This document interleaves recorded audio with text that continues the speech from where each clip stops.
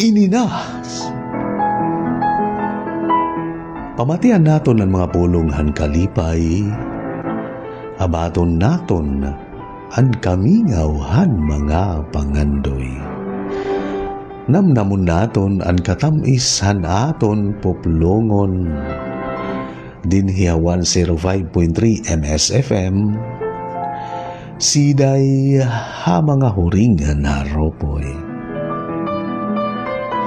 Agada sugad niyatak na aton pamamatian, ang mga siday nga iyo hinimuan, siday nga iyo ginpadara, siday nga naggagahin hingugma ug paghingyap, siday nga ginhuhuringan haropoy, dinhihini nga bahin na naton programa.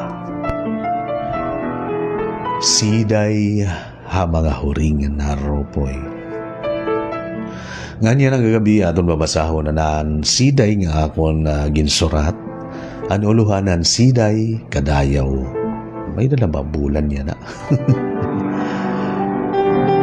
Kundi pamatian naton ini nga siday kadayaw. Paghagos han huyuhoy og pagpitik han panahon. May nahiyom nga ladawan, nimo hinin kagabihon. Nag-aalagid-agid subay han aton kinabuhi. May dulom, may kaudto, may gimata, may kadayaw. Magkaduridlain nga nawong nga nagtitimun han panggawi, ti pasubida ngat haaton karadtuon. May manliwat plastado nga signos og panhinabo, nga diri man naton natutukib og napipiho. Naabot inintawhanon nga abilidad, danay ginpaparayaw bisan la hapakipag sumbingay. Pag-abothan malasibas, may pagbasol habuhat. Nga sadang ilugar, agud niyan ini magranggat. Sugad nga an bulan, may panahon hin pagbusikad.